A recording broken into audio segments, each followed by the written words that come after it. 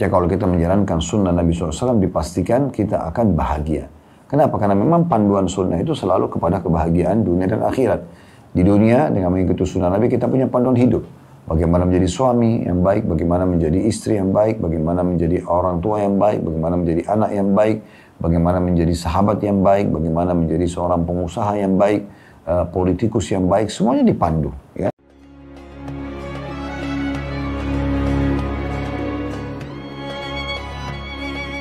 Assalamualaikum warahmatullahi wabarakatuh. Alhamdulillah, wassalatu wassalamu ala rasulillah. Segala puji dan puja kehadirat Allah subhanahu wa ta'ala, juga salawat dan taslim kepada Nabi besar Muhammad sallallahu alaihi wa ala alihi wa sahbihi wasallam. Semoga saja pada hari ini Allah subhanahu wa ta'ala senantiasa memberikan tambahan keberkahan dalam kehidupan kita, baik umur dan semua jenis rezeki yang sedang Allah berikan kepada kita. Dan kedepannya insya Allah Allah panjangkan umur kita di atas ketaatan kepadanya, kesempurnaan iman, amal saleh dan juga bertobat dari dosa-dosa. Dan Allah selamatkan dari segala macam mara bahaya. Allahumma amin. Pada kesempatan ini saudaraku seiman, di hari Kamis yang biasanya memang jadwal untuk membedah buku 100 ide praktis membina dan membentuk rumah tangga Islami yang kemarin Alhamdulillah sudah kita selesaikan sampai 100 ide. Maka pada pertemuan ini adalah pertemuan perdana untuk membahas buku yang lain. Dan setelah sepakat dengan teman-teman panitia, kurang lebih kita memilih buku Al-Wasiyatu bi Ba'dis Sunani Shibh Mansiyah atau Shibhil Mansiyah, yang kurang lebih terjemahannya wasiat-wasiat kalau secara terlihat ya, wasiat-wasiat ya, atau wasiat ataupun ilmu ya, yang menjelaskan beberapa sunnah-sunnah yang terlupakan. Penerbit Pustaka Imam Syafi'i menerjemahkan dengan menghidupkan sunnah-sunnah yang terlupakan. Dan ini buku ditulis oleh seorang wanita, Haifa binti Abdullah Ar-Rashid. Hafidahullah, semoga saja tentu beliau masih dalam kondisi hidup ya, karena kami tidak mengetahui apakah masih hidup atau tidak. Dan buku ini diterbitkan tahun 2005, kurang lebih 20 tahun yang lalu ya. Dan sudah diterjemahkan ke dalam bahasa Indonesia dan sudah dicetak sampai cetakan keempat. Dan buku ini menarik untuk dibahas karena memang simple membahas beberapa sunnah-sunnah Nabi SAW di beberapa lini kehidupan kita dan beberapa perintah Allah Subhanahu Wa Taala yang mungkin memang hadits-hadits ini sudah banyak dilupakan oleh umumnya kaum muslimin. Maka penulis ingin kembali untuk menghidupkan itu semua. Nanti akan kita pelajari insya Allah. Nah, sebagaimana sering kami gunakan metode yang sama, kalau kita membedah buku maka kita akan mulai dari daftar isi dulu, karena memang daftar isi itu ringkasan dari isi buku itu seluruhnya. Dan saya sarankan kalau Anda ikut bedah buku seperti ini tentunya Anda tinggal mengikuti dari bahasan pertama sampai bahasan terakhir.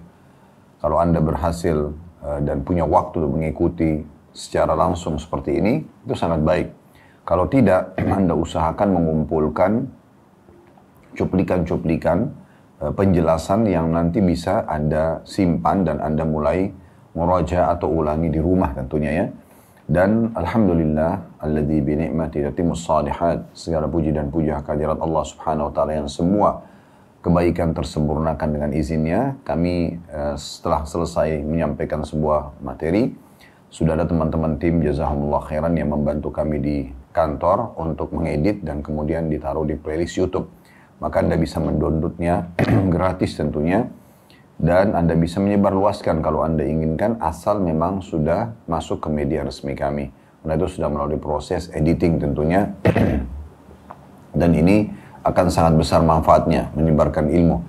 Ataupun menyimpan buat diri Anda sendiri, atau minimal buat sanak kerabat terdekat di rumah.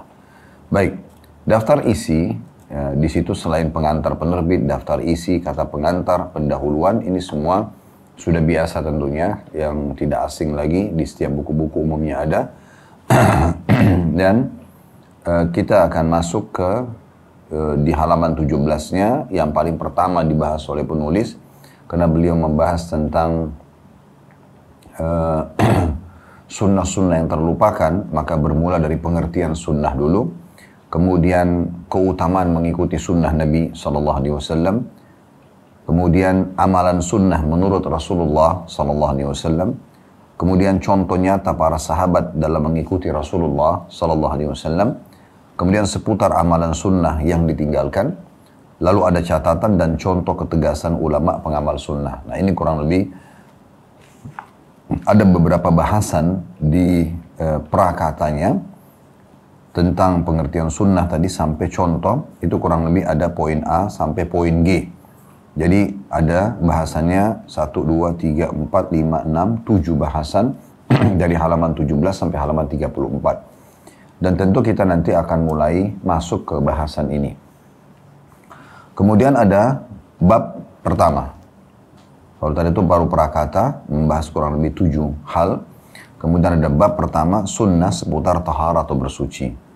Di situ ada beberapa bahasan tentunya. Kemudian bab kedua, sunnah seputar junub. Kemudian sunnah, itu yang kedua. Yang ketiga, bab sunnah seputar siwak. Kemudian bab keempat, sunnah seputar azan. Bab kelima, sunnah seputar sholat. Dan ini mungkin yang paling panjang dibahas oleh penulis. Kemudian bab keenam, sunnah seputar sholat sunnah. Ya. Kemudian bab ketujuh, sunnah seputar safar. Bab ke-8 sunnah seputar sholat Jumat. Bab ke-9 sunnah seputar membaca Al-Quran. Bab ke-10 sunnah seputar haji dan umrah.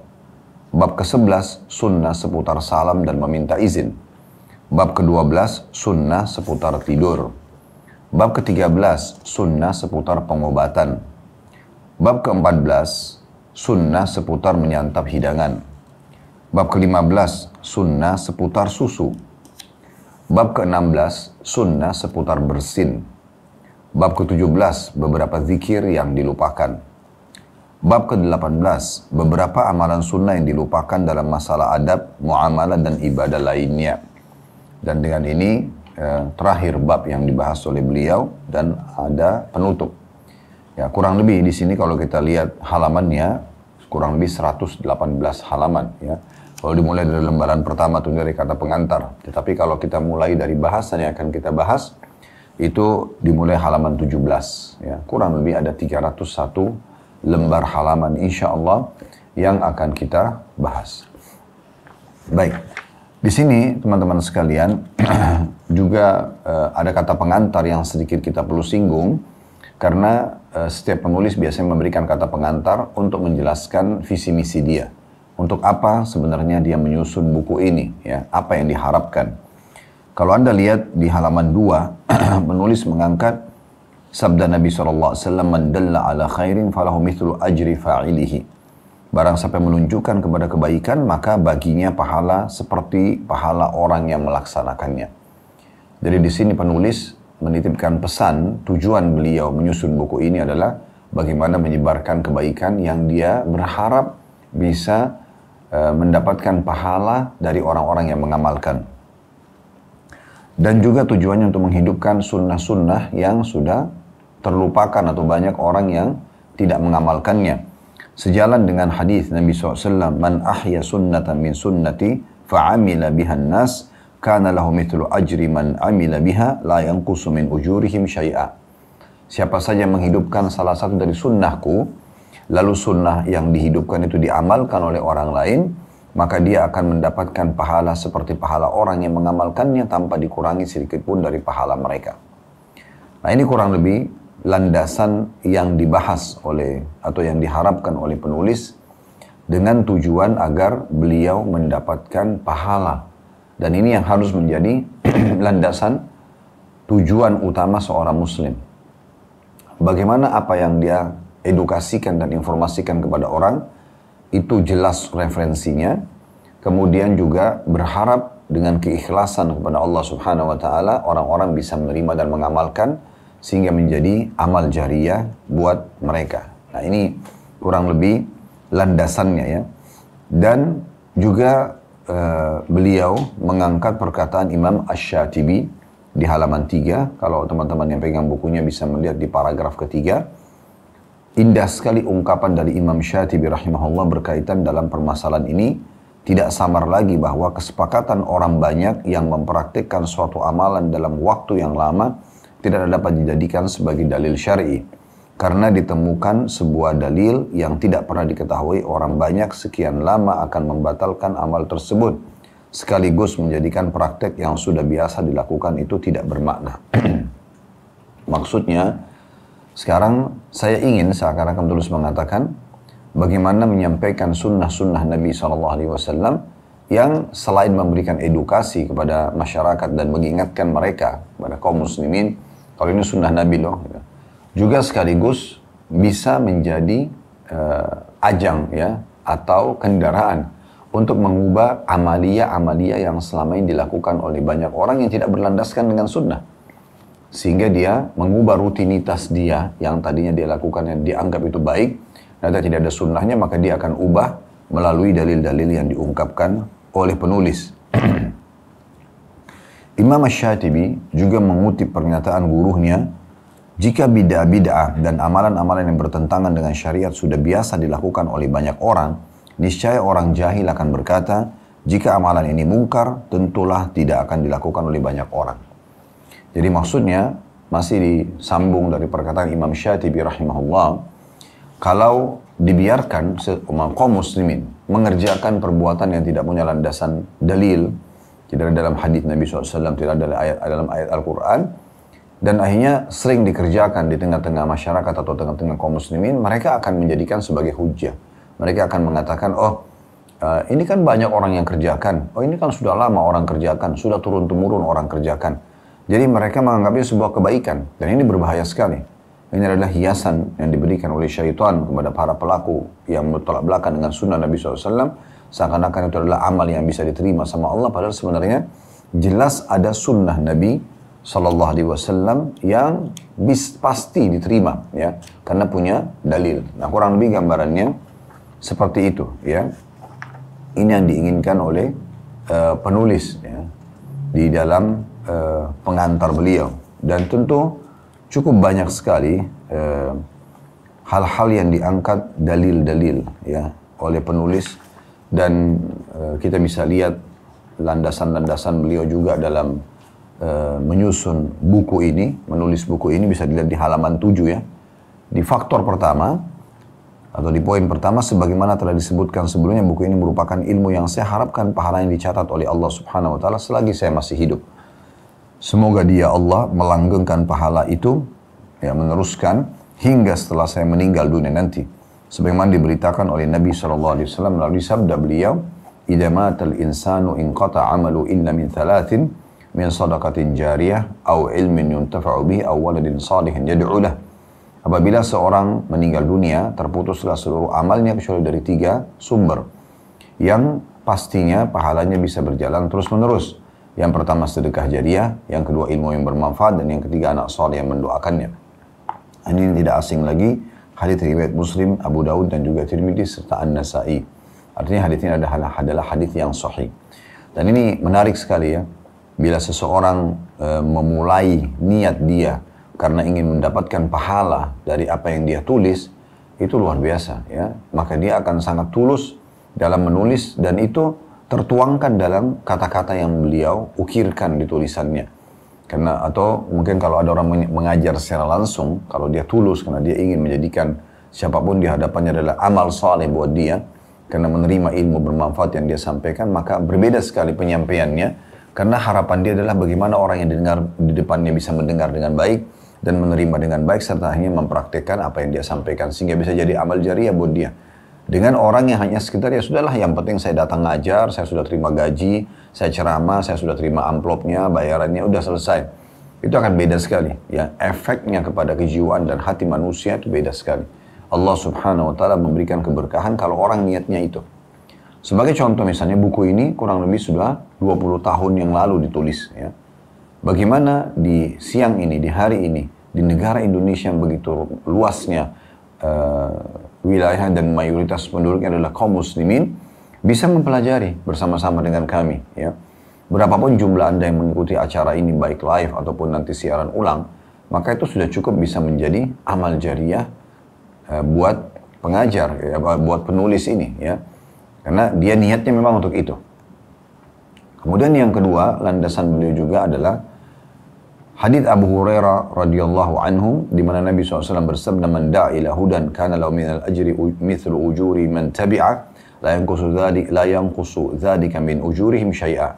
Sampai mengajak kepada petunjuk Allah Subhanahu wa taala, maka baginya pahala seperti pahala-pahala orang yang mengikutinya tanpa dikurangi sedikit pun dari pahala mereka atau orang-orang yang mengikutinya.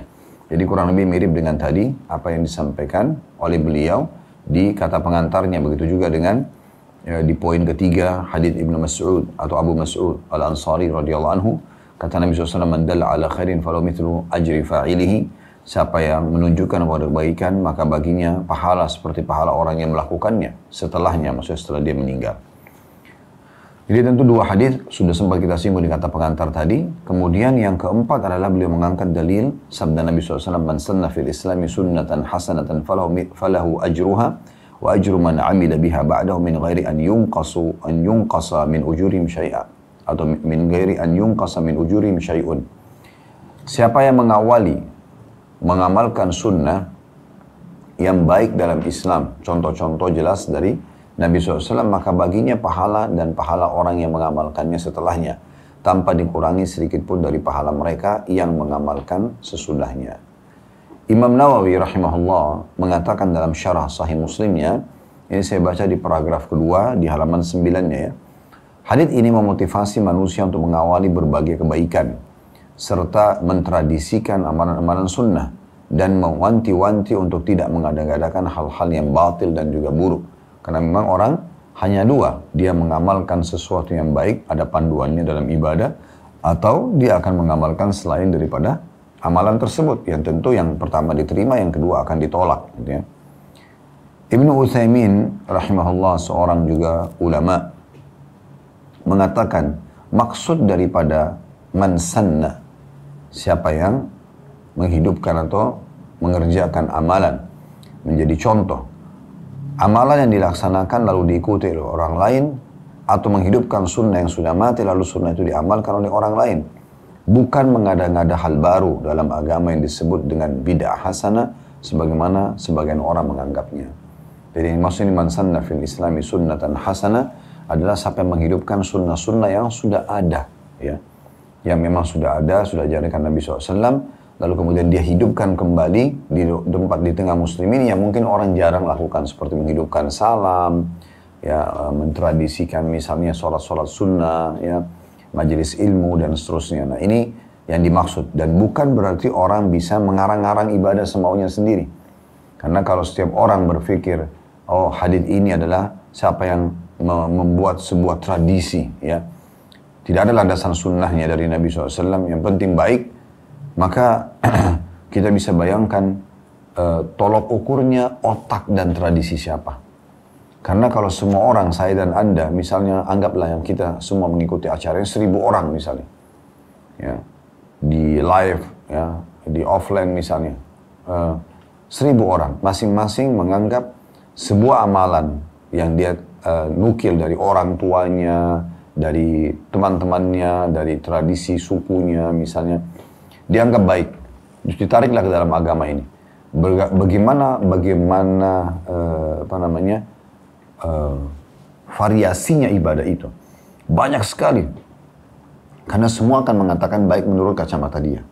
Oleh karena itu kita butuh dalil yang menyatukan kita semua, itulah Al-Quran dan Sunnah. Nah ini yang dimaksudkan teman-teman sekalian. Jadi jangan sampai salah faham dengan hadis ini. Dan Ibnu Utsaimin masih mengatakan atau menambahkan mengamalkan atau mencontohkan sunnah yang ditinggalkan sehingga orang-orang dapat mengikutinya sampai akhirnya mereka menghidupkan sunnah tersebut. Dan inilah yang dimaksud dengan makna potongan man sanna, yang berarti menghidupkan sunnah, walaupun hal itu bukan merupakan hasil dari rekayasanya, bukan mengamalkan yang sudah terlupakan, atau dia tetap mengerjakan apa yang ada rujukannya, ya. Dan di sini penulis mengatakan juga di penutupan dalam pembukaan beliau, ya, walaupun sebenarnya masih cukup panjang yang disampaikan oleh beliau, tetapi kita ringkaskan sampai sini, yaitu beliau mengatakan dalam buku ini saya memprioritaskan sunnah-sunnah yang ditinggalkan oleh kaum muslimin sebab saya melihat mayoritas mereka telah meninggalkannya. Bahkan sebagian mereka beralih kepada amalan-amalan yang diada-adakan atau bid'ah. Kalau bukan karena alasan tersebut, mana mungkin orang seperti saya dapat menulis pembahasan seperti ini. Jadi ini yang kurang lebih gambaran kenapa beliau menyusun buku ini. Ya, dan ini hak orang untuk menyampaikan apa dan kenapa dia menyusun dan menulis sebuah buku. Ya. Tentu setelahnya ada metode yang beliau gunakan ya dalam penyampaian ini, saya rasa tidak perlu kita jelaskan gitu ya. Karena memang ini metode secara individual dipakai oleh setiap orang berbeda-beda ya. Dan insya Allah kita akan masuk sekarang ke prakata atau bahasan kita. Belum masuk ke bab yang pertama, tetapi kita masuk ke prakata tadi yang saya katakan ada kurang lebih 7 bahasan ya, yang dibahas oleh penulis di sini. Tentu tidak semuanya mungkin kita bisa selesaikan. Allahu a'lam, mungkin kalau Allah mudahkan dalam 1 jam ke depan kita bisa menyelesaikan, alhamdulillah. Kalau belum, maka berarti kita akan lanjutkan di pertemuan akan datang sampai insya Allah kita selesaikan buku ini nanti. Kita mulai di halaman 17, teman-teman sekalian, bagi yang pegang bukunya ya. Dan yang belum memegang bukunya mungkin karena ini direkam dan insya Allah nanti akan diangkat di playlist YouTube kami. Anda bisa membeli bukunya lalu Anda bisa mengikuti dari pertemuan pertama seperti ini ya. Di halaman 17 kata penulis, buku ini akan lebih lengkap apabila disertai dengan bahasan tentang perintah untuk berpegang teguh kepada sunnah Nabi SAW dan keutamaannya sebagai tambahan atas bahasan yang lalu. Berikut contoh-contoh nyata tentang bagaimana perhatian ulama salaf dari kalangan sahabat dan para tabi'in terhadap sunnah Rasulullah SAW, baik dalam hal pemahaman mereka terhadapnya, upaya mereka dalam mendakwakannya, maupun pengingkaran mereka terhadap siapa saja yang menyelisihi dan menentangnya. Jika Anda ingin mendapatkan pengetahuan lebih mendalam tentang hal di atas, Anda dapat membuka kitab-kitab sunnah dan biografi ulama salaf di masa lalu. Dengan begitu, niscaya Anda akan mendapati sesuatu yang dapat menenangkan hati serta mengokohkan tekad supaya dapat antusias di dalam mengikuti petunjuk Rasulullah Sallallahu Alaihi Wasallam. Jadi kurang lebih di paragraf ini penulis ingin menitik beratkan. Jadi saya tidak mau langsung masuk ke ini loh sunnah tadi di bab tahara, sunnah di bab sholat, sunnah di bab ini dan itu. Karena itu nanti akan muslimin sudah langsung mendengarkan Rasulullah SAW bersabda. Tetapi tadi sebab beliau menyusun buku ini, beliau ingin memang selain mendapatkan pahala dengan ilmu yang disebarkan, menghidupkan sunnah-sunnah yang terlupakan, serta juga tentunya meluruskan. Ini tidak kalah penting. Di kalangan muslimin yang coba melakukan ibadah-ibadah tidak punya sunnah. Tidak ada sunnah dari Nabi SAW. Dan mereka anggap itu perbuatan baik. Karena sudah turun-temurun dilakukan atau sudah terlalu banyak orang di sekitar yang melakukan, dianggap itu adalah perbuatan baik. Dan ini agak sulit nanti untuk pindah ke sunnah Nabi. Karena kalau diajak kepada sunnah, mereka akan menolak. Mereka anggap, ini peninggalan orang tua kami. Ini tradisi kami. Nah ini yang sudah sering kita dapati dalam Al-Quran pun digambarkan bagaimana banyak umat-umat sebelum kita selalu beralasan yang sama. Oleh karena itu teman-teman sekalian, kita perlu memahami dulu apa itu sunnah Nabi. Apa keutamaan mengikuti sunnah Nabi. Kenapa harus kita berpegang teguh pada sunnah itu. Ya. Kemudian peringatan para salafus saleh, bagaimana mereka berpegang teguh pada apa yang dicontohkan oleh Nabi SAW dan meninggalkan selainnya. Nah semua ini harus menjadi pondasi dasar dalam bahasan kita menyelesaikan tadi belasan bab yang ditulis oleh penulis. Baik, di sini ada poin A-nya. Beliau mengangkat pertama dengan pengertian sunnah itu sendiri. Sunnah menurut bahasa atau etimologi adalah artinya jalan yang baik ataupun yang buruk. Itu secara bahasa. Di antara yang menunjukkan makna ini adalah ungkapan syair berikut ini. Fala tajza'an min siratin anta sirtaha fa'awwalu radin sunnatan man yasiruha. Janganlah marah atas jalan yang engkau sendiri melaluinya, karena orang pertama yang senang terhadap jalan itu adalah orang yang pernah melaluinya. Jadi memang biasanya orang-orang Arab menjadikan definisi daripada satu kosakata dalam bahasa Arab itu adalah pada syair-syair ya, karena mereka biasa tuangkan dalam syair. Dan berlandaskan dari sabda Nabi SAW, man sanna fil islami sunnatan hasanah, siapa saja yang memulai membuat jalan yang baik dalam Islam. Di dalam sabda beliau, man sanna fil islami sunnatan sayyi'ah, dan sabda beliau juga, lanjutan hadis tadi itu, dan siapa yang membuat jalan yang buruk dalam Islam. Dua sabda Nabi SAW tersebut diriwayatkan oleh Muslim dari hadis Jarir bin Abdullah Al-Bajali radhiyallahu anhu. Jadi secara bahasa, sunnah itu, belum kita masuk ke definisi terminologinya ya, istilahnya, nanti akan kita masuk dalam istilah atau dalam syariatnya. Jadi secara bahasa, sunnah itu bisa menjadi contoh kebaikan atau contoh keburukan. Secara bahasa dulu. Sekarang kita masuk di dalam makna syariat atau terminologinya. Sunnah adalah segala sesuatu yang ditetapkan oleh Rasulullah SAW dalam segala urusan agama. Saya ulangi lagi, sunnah adalah segala sesuatu yang ditetapkan oleh Rasulullah SAW dalam segala urusan agama. Baik yang berkaitan dengan akidah, amal perbuatan maupun akhlak. Dan di sini penulis mengatakan, dan saya tidak mengisyaratkan kepada istilah para imam ulama yang menyebutkan kitab-kitab membahas soal keimanan, tauhid dan akidah sebagaimana kitab-kitab sunnah. Adapun menurut istilah para ulama fikih sekarang, ya, sunnah adalah selain fardu. Ini adalah kebalikan dari wajib, yakni segala sesuatu yang ditetapkan dari Rasulullah SAW, baik ucapan, perbuatan maupun ya takririyah atau persetujuan Nabi terhadap perbuatan para sahabat, maka ini yang disepakati oleh para ulama hadis dan juga usul. Ulama hadis ada yang menambahkan atau yang bersifat akhlak dan perilaku beliau. Pengertian sunnah dalam buku ini, kata penulis, adalah segala sesuatu yang ditetapkan dari Nabi SAW, baik berupa ucapan, perbuatan ataupun persetujuan Nabi terhadap yang dilihat oleh beliau dari perbuatan sahabat dan beliau tidak menegurnya, yang disunnahkan oleh beliau yang tidak diwajibkan. Inilah yang akan jadi topik bahasan. Hanya saja jarang sekali sunnah yang tidak diwajibkan dikarenakan sebagian ulama mewajibkannya, seperti permasalahan sutra dan juga meluruskan saf. Ya.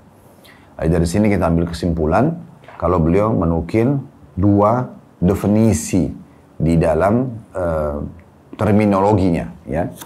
Kalau yang pertama itu adalah segala urusan yang ditetapkan oleh Nabi SAW dalam agama ini, baik berkaitan dengan akidah, amal perbuatan maupun akhlak. Ya. Itu yang dimaksudkan oleh beliau. Ini definisi yang pertama. Dan definisi kedua, yaitu ada pendapat sebagian ulama fikih yang menggunakan istilah sunnah, ya, yang sunnah ini selain daripada fardu. Apapun yang difokuskan kepada perbuatan dan contoh-contoh Nabi SAW dan perkataan beliau, ya, selain dari hal-hal yang wajib, sehingga ya, hukumnya menjadi sunnah secara definisi fikih. Nah, seperti itu. Tentu ini definisi diangkat oleh penulis, ya, dan beliau sekarang ingin mengerucutkan bahasan kalau beliau sedang ingin membahas secara definisi fikihnya. Ya, secara definisi fikihnya artinya amalan-amalan yang dicontohkan Nabi, tetapi dia bukan yang wajib. Nah, seperti itu. Baik, ini kurang lebih definisi. Dan juga ada, saya tambahkan definisi sebagian besar ulama. Mereka mengatakan sunnah itu adalah semua yang dicontohkan oleh Nabi SAW dalam hal agama ini, baik itu melalui perkataan beliau, perbuatan beliau ataupun persetujuan beliau, dan juga yang dicontohkan oleh para sahabat beliau. Beranjak daripada hadis Nabi SAW, alaikum bisunnati wa sunnatul khulafa rasyidin mahdina min ba'di addu alaiha bin nawajid. Berpegang teguhlah kalian pada sunnahku dan sunnah khulafa'ur rasyidin, Abu Bakar, Umar, Uthman, dan sahabat Nabi ridwanullah alaihim, dan berpegang teguhlah pada keduanya walaupun dengan gigi geraham kalian. Artinya di sini Nabi SAW menyebutkan perbuatan khulafa'ur rasyidin juga adalah sunnah. Ini definisi yang global yang umumnya dipegangi juga oleh umumnya ulama tentang masalah sunnah.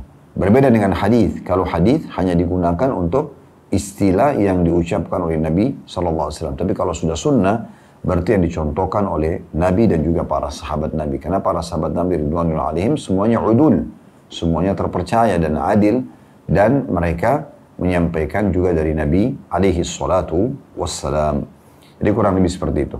Nah, namun sekali lagi saya titik beratkan, berarti bahasan kita ke depan, ya penulis setelah menjelaskan definisi tadi, ingin menjelaskan kalau yang sedang saya tulis di buku ini, lebih kepada sunnah dari sisi definisi fikhinya.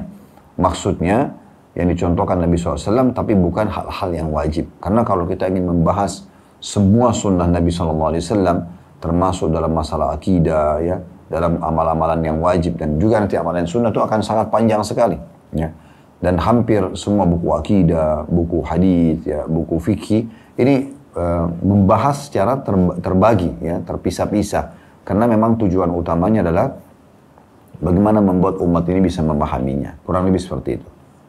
Kemudian di poin B-nya, masalah keutamaan mengikuti sunnah.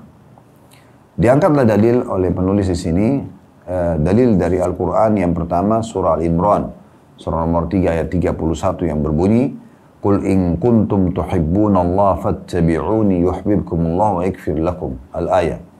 Katakan hai Muhammad, jika kamu mencintai Allah, ikutilah aku. Niscaya Allah akan mencintaimu dan mengampuni dosa-dosamu.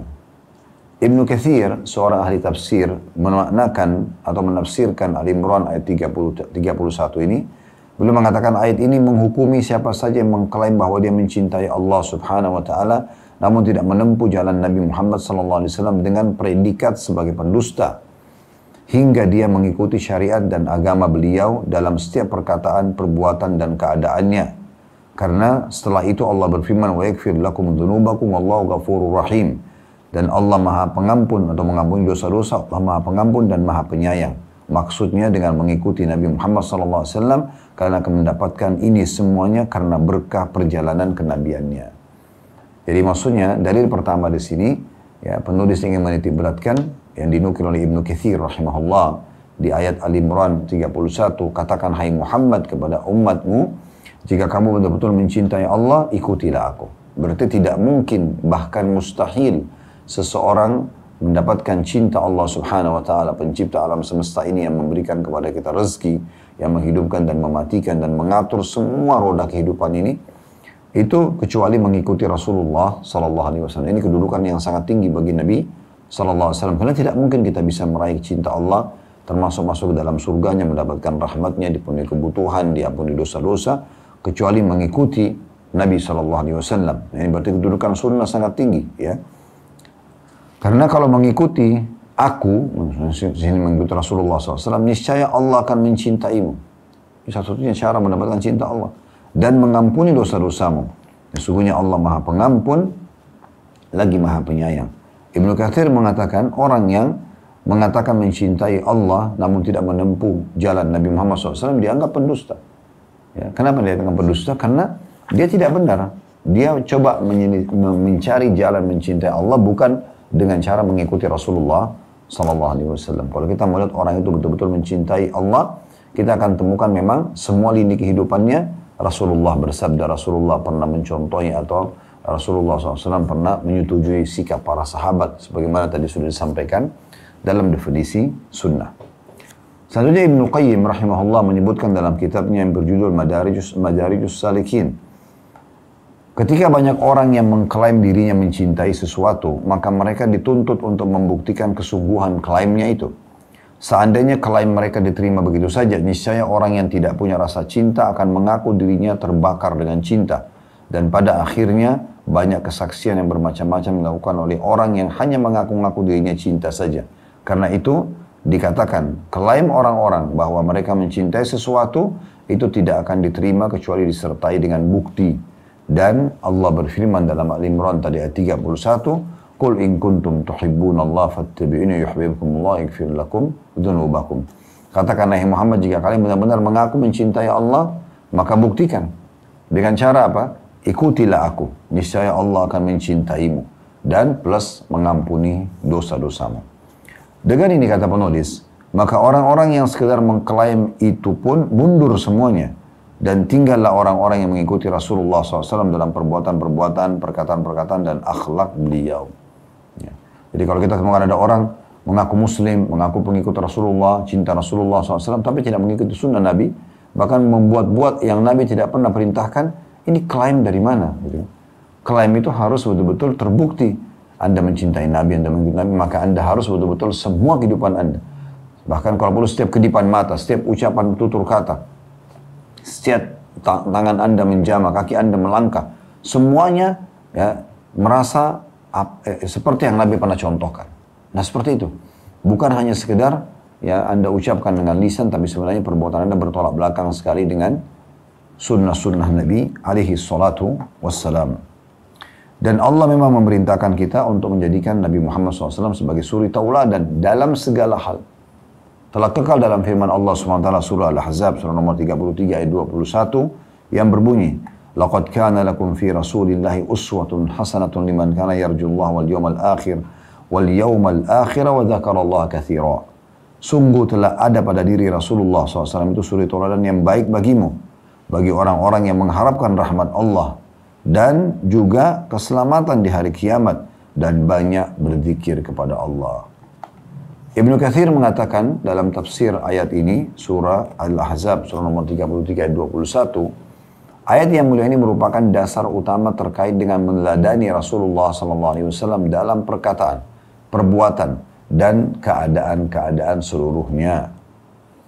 Ibnu Sa'di mengatakan, rahimahullah, Abdurrahman Sa'di salah satu ahli tafsir dan ulama di masanya, mengatakan uswatun hasanah dalam ayat ini hanya bisa dilakukan oleh orang yang mengharapkan bertemu dengan Allah Subhanahu wa taala dan juga selamat di akhirat masuk ke dalam surga, sebab hanya iman, takut kepada Allah Subhanahu wa taala, mengharapkan pahalanya, takut kepada azabnya yang memotivasinya untuk meneladani Rasulullah sallallahu alaihi wasallam. Kesimpulannya adalah bagaimana dalam ayat ini sebagai dalil pertama tentang kedudukan sunnah itu atau keutamaan begitu sunnah adalah tidak mungkin kita bisa meraih cinta Allah Subhanahu wa taala kecuali kita dengan mengikuti Rasulullah SAW. Kalau selain itu maka klaim itu dianggap dusta, gitu ya, karena dia mengatakan cinta Allah tapi tidak mengikuti utusannya, atau dia mengatakan cinta Rasulullah SAW tapi sebenarnya dia jauh dari Rasulullah SAW. Yang kedua dari sunnah. Kata beliau, dan ini cukup banyak di antaranya hadis yang diriwayatkan oleh Muslim dari Jabir bin Abdullah radhiyallahu anhuma, karena Jabir dan ayahnya Abdullah dua-duanya sahabat, kita bilang radhiyallahu anhuma. Dia bercerita bahwasanya apabila Rasulullah SAW berkhutbah, maka mata beliau memerah, suara beliau mengeras, dan penyampaiannya begitu berapi-api. Sampai Jabir mengatakan, Nabi SAW bersabda, "Amma ba'd, fa inna khairal hadithi kitabullah, wa khairal huda huda Muhammadin sallallahu alaihi wasallam, wa syarrul umuri muhdatsatuha, wa kullu bid'atin dhalalah." Amma ba'd, selanjutnya kata Nabi SAW, sesungguhnya sebaik-baik perkataan adalah kitabullah, Al-Quran.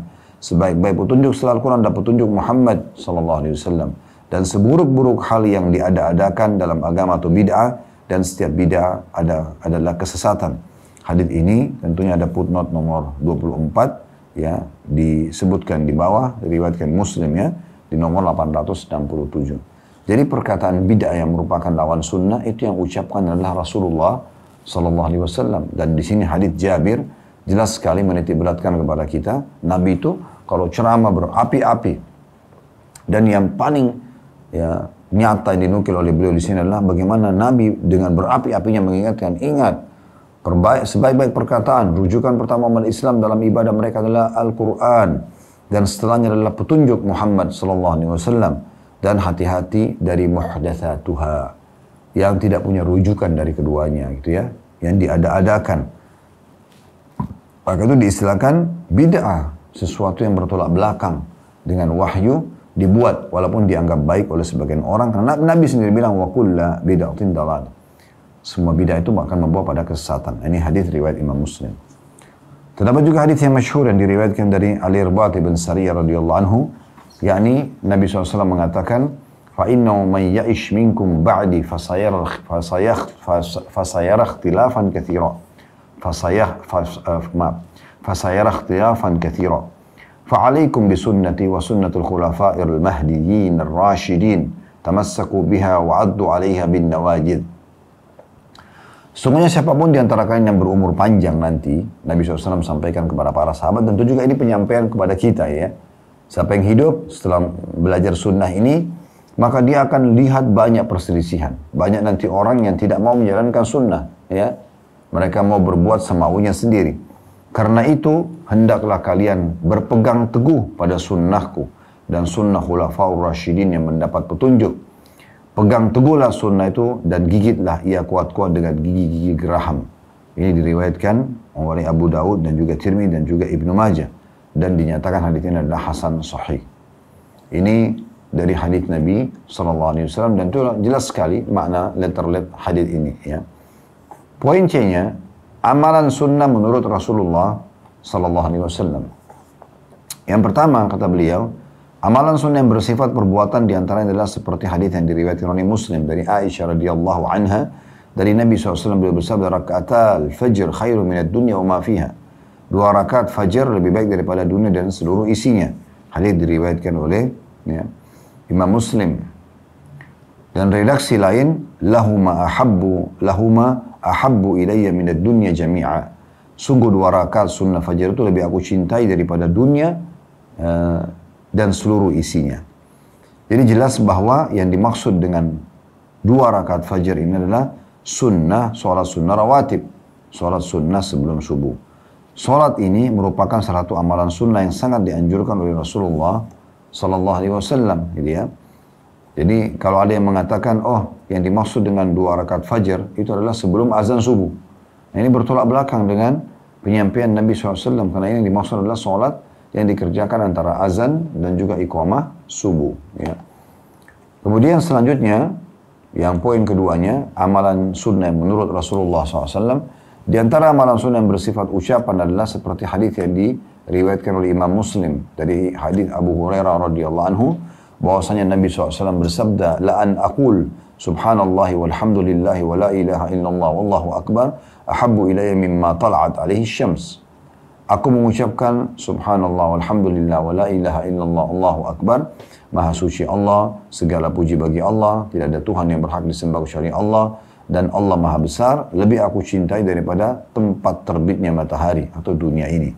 Ini diriwayatkan Imam Muslim nomor 2695. Karena itu bagaimana mungkin orang yang mengklaim mengikuti sunnah Rasulullah SAW mengingkari hal tersebut setelah ini. Siapa saja yang betul-betul mencintai Rasulullah, maka hendaklah dia mencintai apa yang dicintai oleh beliau. Maksudnya dia mengamalkan zikir ini. Allah Subhanahu wa taala meridai para sahabat Rasulullah SAW ridwanullah alaihim yang begitu antusias mengikuti sunnah Nabi mereka. Sampai-sampai Anas radhiyallahu anhu ketika melihat Rasulullah SAW mencari-cari dabbat, ya, dabbat, ya, ini sejenis labu manis, dan memakannya karena menyukainya, maka beliau mengatakan sejak melihat beliau makan dabbat, ya, atau da'ba, ya, dabbat, ya, saya tidak suka memakannya. Saya jadi suka memakannya, maaf. Di sini agak sulit saya baca karena disebutkan, ditulis dalam bahasa Indonesia, ya, bukan dalam bahasa Arabnya. Yang jelas bagaimana sahabat Nabi, Anas mencontohkan bagaimana luar biasanya beliau dalam mencontohi apa yang Nabi SAW lakukan. Jadi walaupun hanya makanan, Nabi karena suka labu, maka beliau pun ikut-ikutan menyukainya. Hadis ini diriwayatkan oleh Bukhari dan juga Muslim. Jadi jangan sampai kita bentrok, misalnya kita mengatakan cinta Nabi, tapi udahlah, biar Nabi suka labu, saya nggak suka, gitu ya. Padahal sebenarnya kita harusnya berusaha, ya, untuk menyukainya, mungkin dengan cara tinggal mengatur bagaimana cara mengelolanya, kan seperti itu. Sama juga nanti kita kalau bahas masalah siwak, mungkin tidak semua orang suka, ya. Tapi ini sunnah Nabi SAW, bahkan beliau sebelum meninggal menggunakan siwak, misal. Banyak sekali, atau tata cara berpakaian beliau, tata cara jalan beliau, ya, semua ini adalah bagian daripada hal yang dianjurkan untuk diikuti. Dan hadis ini yang baru saja kita sebutkan masalah Nabi SAW suka labu yang manis dan Anas mengikutinya, diriwayatkan oleh Bukhari dan Muslim. Hal tersebut berkaitan dengan makanan. Lalu bagaimana halnya yang berkaitan dengan amalan-amalan sunnah yang lainnya? Bagaimana pula dengan amalan-amalan yang wajib? Hanya Allah Subhanahu wa taala yang layak dimohon pertolongannya. Ini kata penulis, ya. Lalu selanjutnya, penulis masih menukil di poin C tentang amalan sunnah menurut Rasulullah SAW. Imam Bukhari meriwayatkan secara mu'allaq. Bagian-bagian buku mu'allaq maksudnya tidak diberikan nomor urut dalam buku beliau, ya. Dengan redaksi, ya, Muhammad bin Nasr meriwayatkan secara mausul dalam kitab As-Sunnah dengan redaksinya sendiri,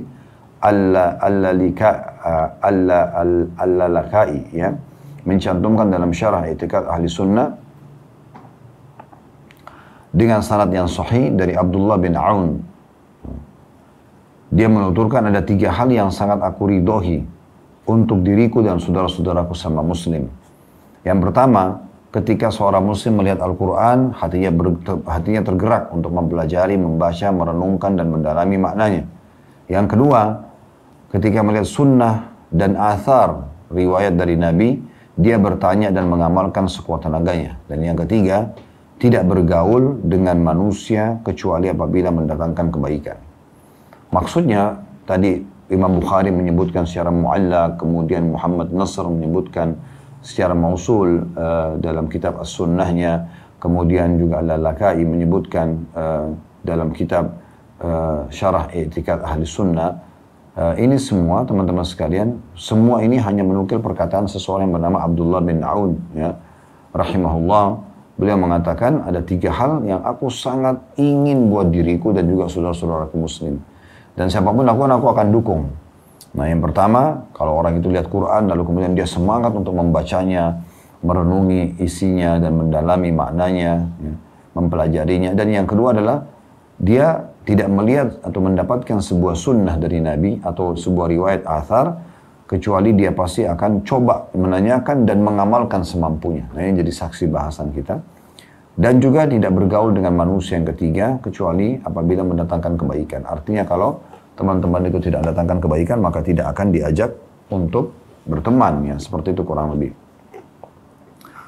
Sementara itu, Imam Ibn Hibban, kata beliau, menyebutkan dalam pendahuluan sahihnya, sesungguhnya merutinkan diri dengan sunnah Rasulullah SAW akan membawa kepada keselamatan yang sempurna dan berkumpulnya kemuliaan.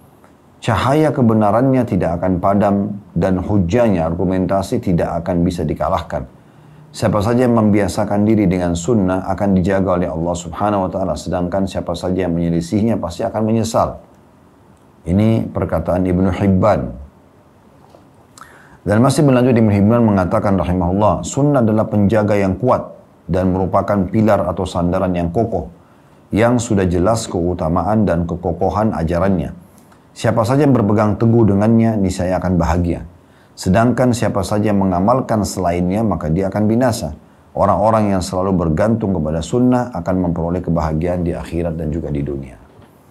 Jadi, dari apa yang kita baru dengarkan tadi, disampaikan oleh penulis ini, penulis ingin menyampaikan bagaimana kedudukan sunnah itu sendiri, ya, kedudukan sunnah, dan bagaimana para ulama salaf itu luar biasa mereka dalam mendukung orang-orang yang mengikuti sunnah-sunnah ini, ya. Dan perkataan tadi Abdullah bin Aun, dia sangat senang kalau ada orang lihat sunnah dan athar riwayat dari Nabi SAW, lalu dia bertanya dan coba mengamalkan sekuat tenaganya. Ini adalah orang yang paling beliau ridhoi. Beliau sangat suka dengan orang seperti ini, menandakan memang dukungan terhadap orang yang menghidupkan sunnah. Begitu juga dengan Ibnu Hibban tadi menyatakan orang yang ikuti sunnah tidak akan pernah salah, tidak akan pernah terkalahkan. Sebaliknya, orang yang mengikuti selain sunnah maka akan batil, gitu ya. Kalau dalam al-ibadah mereka lakukan, maka mereka tidak punya alasan nanti di depan Allah SWT hari kiamat. Karena Allah akan tanya, dari mana kau buat ibadah ini? Misalnya, kalau dia mengatakan dari Rasulullah, Allah akan tanya, dari mana? Mana buktinya? Karena memang saya sudah turunkan wahyu Al-Quran, saya sudah perintahkan utusan Muhammad SAW untuk menyampaikan, kenapa kalian tidak ikutin? Nah, berarti mereka tidak punya hujah sama sekali, tidak punya argumentasi pada hari kiamat untuk menyelamatkan diri kalau melakukan amalan yang tidak dicontohkan oleh baginda Nabi alaihi salatu wassalam. Selanjutnya, masih di poin C, ya, masih yang sama, sunnah menurut Rasulullah SAW. Syekh Ibnu Baz menjelaskan dalam buku fatwahnya, sesungguhnya mengikuti sunnah-sunnah Nabi SAW itu mengandung kebaikan, keberkahan, dan kebahagiaan, baik di dunia maupun di akhirat. Jadi kalau kita menjalankan sunnah Nabi SAW, dipastikan kita akan bahagia. Kenapa? Karena memang panduan sunnah itu selalu kepada kebahagiaan dunia dan akhirat. Di dunia, dengan mengikuti sunnah Nabi, kita punya panduan hidup. bagaimana menjadi suami yang baik, bagaimana menjadi istri yang baik, bagaimana menjadi orang tua yang baik, bagaimana menjadi anak yang baik, bagaimana menjadi sahabat yang baik, bagaimana menjadi seorang pengusaha yang baik, politikus yang baik, semuanya dipandu, ya. Semua dipandu. Tidak ada sesuatu yang kita butuhkan dalam kehidupan kita sebagai panduan hidup kecuali sudah dijelaskan dan dicontohkan oleh Nabi SAW. Dan beliau sukses dalam semua itu. Sukses menjadi suami, menjadi pasangan hidup ya, menjadi orang tua, menjadi anak, menjadi sahabat, menjadi saudagar, menjadi politikus. Sudah contohkan semua. Lalu kenapa kita tidak mencontohi beliau alaihi salatu wassalam? Jadi tidak akan mendatangkan kecuali kebahagiaan dan kebaikan dunia. Dan otomatis juga karena Nabi SAW memang mengajarkan kita semua syarat yang diterapkan di dunia ini akan membawa kepada kehidupan abadi di surga di akhirat sana, maka juga akan mendapatkan kebahagiaan di akhirat sana. Kemudian juga dinukil oleh beliau Al-Allama Abdullah bin Abdul Aziz Al-Anqari rahimahullah menyebutkan dalam kitab Ad-Durusus Tsaniyah mengatakan, termasuk mengamalkan sunnah Nabi SAW adalah saat seseorang berniat untuk berbuat sesuai dengan perbuatan Nabi SAW. Baik itu dalam hal berpakaian, makan, minum, dan sebagainya. Jadi termasuk dalam sunnah bila seorang niat berbuat sesuai dengan perbuatan Nabi SAW. Ya, artinya di sini bukan hanya sekedar, tangan kanan kena tradisi keluarga jadi makan dengan tangan kanan. Tapi karena perintah dari Nabi SAW, maka itu baru mendapatkan pahala. Baik. Sekarang kita masuk teman-teman sekalian di poin yang D-nya ini berhubungan dengan masalah pernyataan salaf ya atau pernyataan para sahabat. Berhubungan dengan contoh-contoh dari mereka berhubungan dengan masalah sunnah ini. Di halaman 25 di poin D contoh nyata para sahabat dalam mengikuti Rasulullah SAW. Kata penulis pembaca yang budiman, perlu diketahui bahwasanya para ulama salafus saleh dari kalangan sahabat dan tabi'in sangat antusias serta sungguh-sungguh dalam meneladani Nabi SAW yang tidak mungkin bisa ditiru oleh selain mereka. Ada beberapa contoh berkaitan dengan perhatian mereka kepada sunnah. Di antaranya yang pertama perhatian mereka di dalam mendakwakan dan juga mengajarkan sunnah-sunnah walaupun rumah mereka berjauhan dan wilayah mereka berbeda-beda. Jadi di sini maksudnya kalau Anda mau mempelajari sunnah yang sebenarnya, maka lihat dari para sahabat. Karena mereka hidup bersama Nabi SAW. Dan mereka orang-orang yang sangat luar biasa dalam mengamalkan sunnah-sunnah Nabi. Begitu juga generasi yang belajar dari para sahabat, yaitu para tabi'in.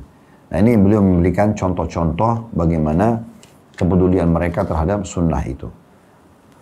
Walaupun contohnya yang pertama adalah mereka selalu mau mendakwakan dan mengajarkan sunnah itu. Dan menjaga kemurniannya.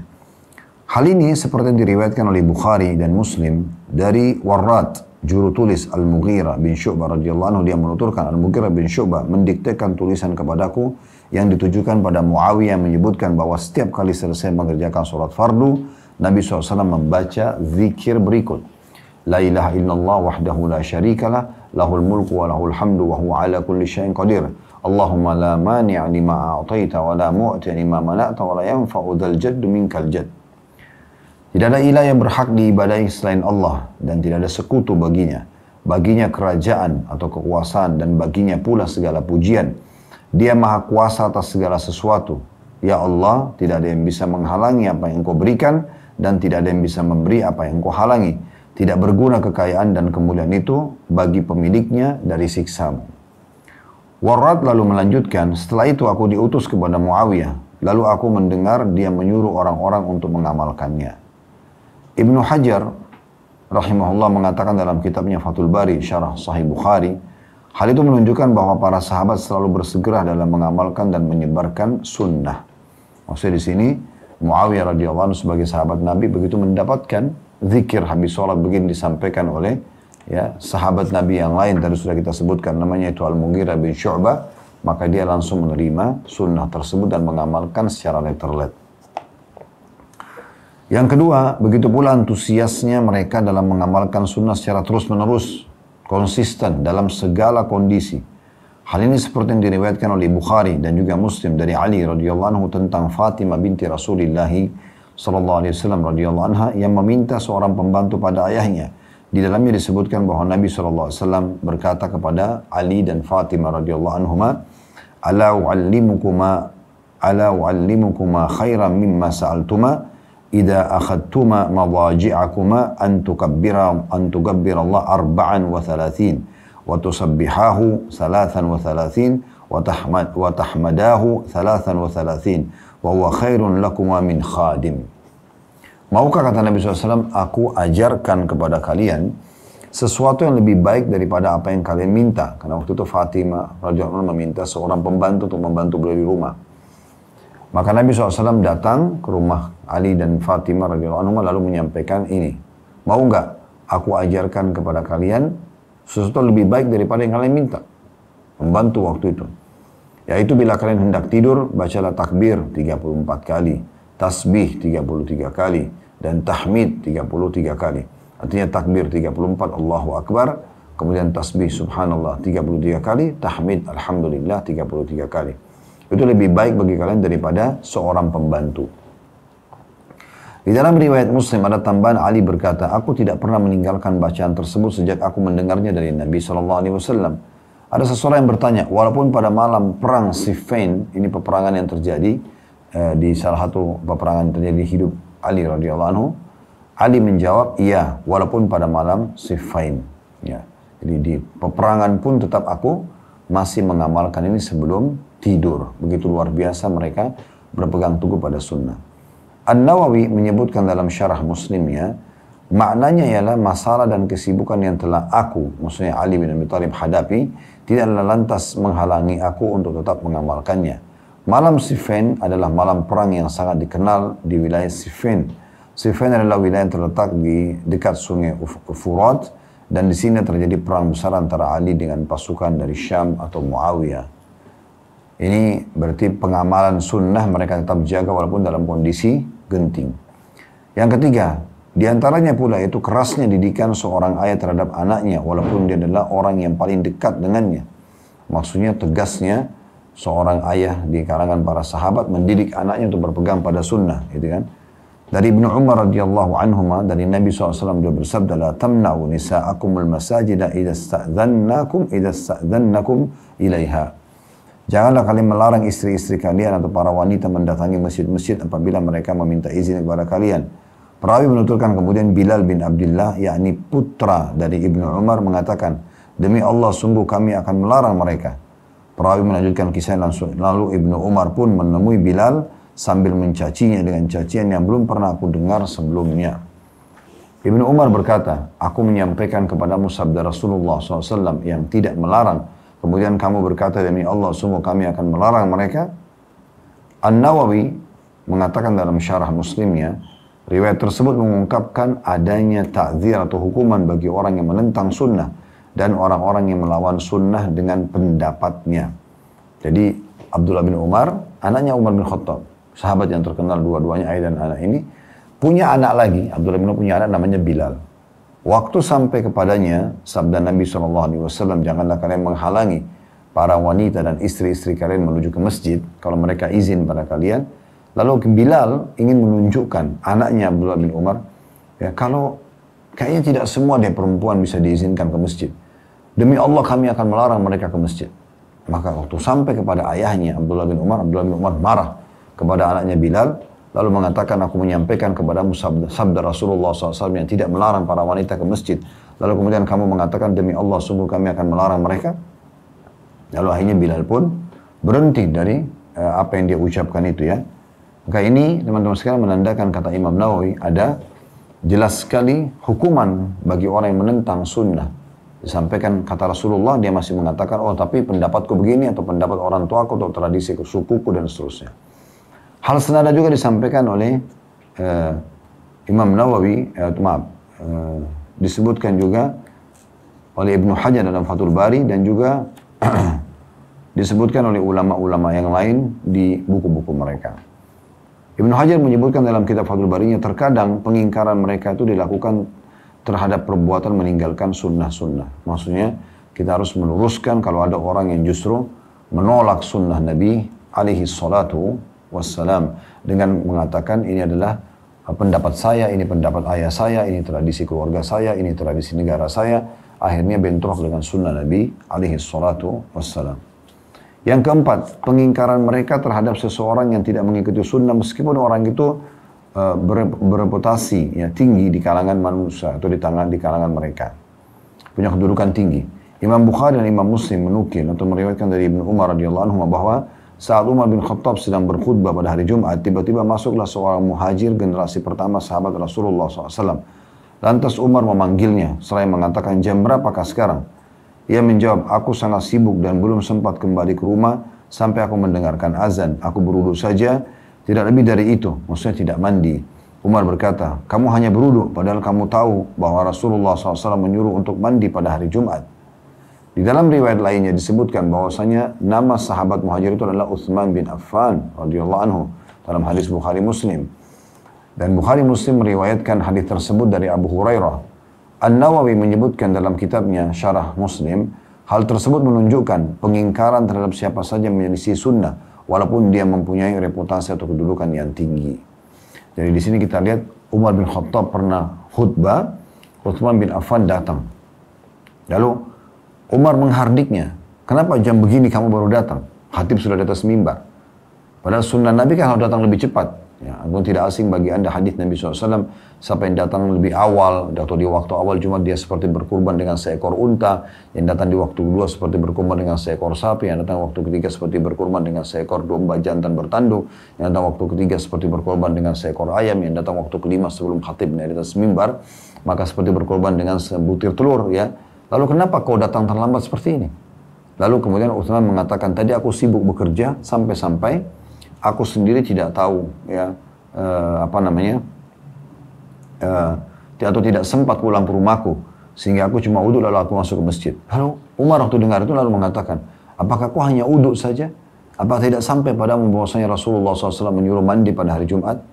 Jadi kita lihat di sini bagaimana Umar bin Khattab di atas mimbar pun tetap mengingatkan orang agar berpegang pada sunnah Nabi SAW. Walaupun Utsman bin Affan sahabat Nabi yang mulia, ya, tetap ditegur walaupun punya kedudukan tinggi. Ini menandakan mereka sangat antusias dalam menjaga sunnah-sunnah Nabi SAW. Ibnu Hajar rahimahullah menyebutkan dalam Fathul Bari, hadis tersebut mengandung beberapa kandungan hukum, di antaranya pengingkaran terhadap siapa saja yang tidak melaksanakan sunnah, walaupun dia adalah orang yang berkedudukan mulia, dan mengarahkan orang lain untuk mengingkari orang tersebut dengan tujuan agar orang yang berkedudukan di bawahnya lebih menyadari. Jadi maksudnya ini bisa diambil pelajaran juga dari sikap teguran Umar kepada Utsman bin Affan radhiyallahu anhu, bahwasanya di sini pentingnya mengingkari siapa saja yang tidak melaksanakan sunnah walaupun orang itu orang yang punya kedudukan tinggi. Kita perlu ingatkan karena sunnah Nabi lebih tinggi daripada siapapun di muka bumi ini.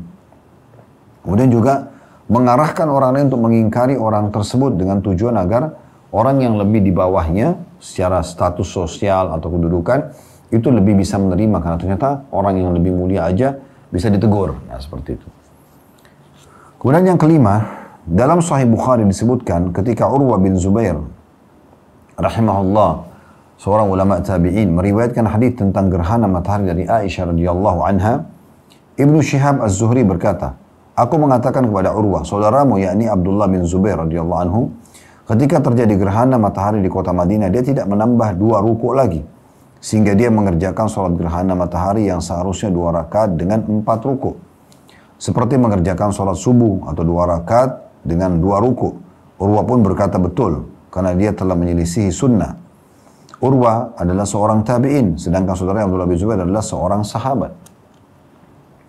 Di sini kita bisa lihat, ya, kata Al-Hafidh Ibnu Hajar rahimahullah menyebutkan dalam Fathul Bari, dimungkinkan Abdullah bin Zubair menyelisih sunnah secara tidak disengaja, karena sunnah tersebut belum sampai kepadanya, wallahu a'lam.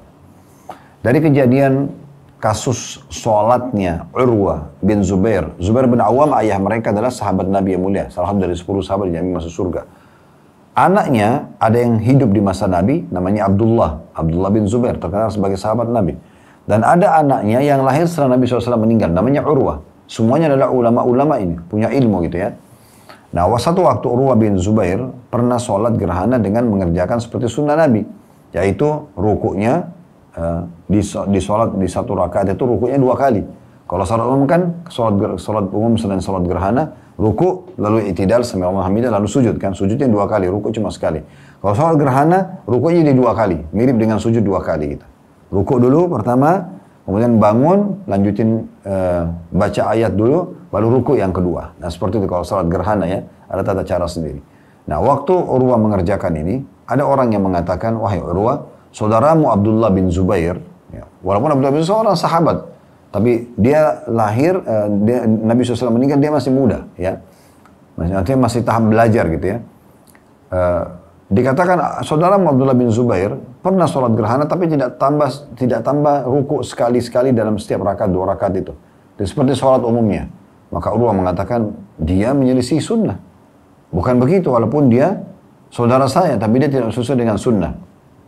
Maka Ibnu Hajar mengatakan Abdullah bin Zubair meninggalkan ruku 2 kali di sholat gerhana bukan karena tidak tahu, tapi bukan karena sengaja, tapi kalau misalnya belum sampai kepadanya informasi tentang tata cara sholat tersebut. Tapi kita bisa lihat bagaimana Urwah mengingatkan umat ini bahwasanya memang ya walaupun dia sahabat, walaupun dia saudara saya, tapi dia tidak menjalankan sunnah Nabi alaihi salatu wassalam atau belum sampai kepadanya sunnah tersebut ya, belum sampai kepadanya sunnah tersebut.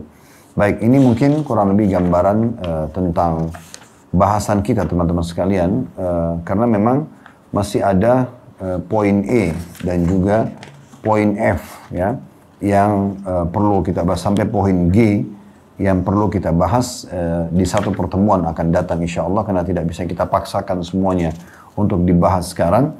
Maka insya Allah ke depannya kita akan lanjutkan di halaman 30 di poin E-nya ya. Dan Alhamdulillah berarti hari ini kita sudah menyelesaikan tentang daftar isi, juga judul asli buku ini, setelah terjemahnya dan penerbitnya, dan kita sudah tadi menyinggung kata pengantar dan juga pendahuluan dari penulis, serta kita sudah bahas tentang prakata yang berisikan pengertian sunnah, gitu kan, yang tadi kita bahas di poin A-nya ya. Kemudian juga kita sudah membahas dalil di poin B-nya keutamaan mengikuti sunnah, dalil dari Al-Quran, dari sunnah Nabi SAW. Kita sudah bahas juga poin C-nya, amalan sunnah menurut Rasulullah SAW, dan kita sudah bahas poin D-nya, contoh nyata para sahabat dalam mengikuti sunnah-sunnah Nabi SAW. Kedepannya insya Allah di pertemuan yang kedua kita akan bahas poin E seputar amalan sunnah yang ditinggalkan. Kemudian kita masuk juga di poin F tentang masalah catatan.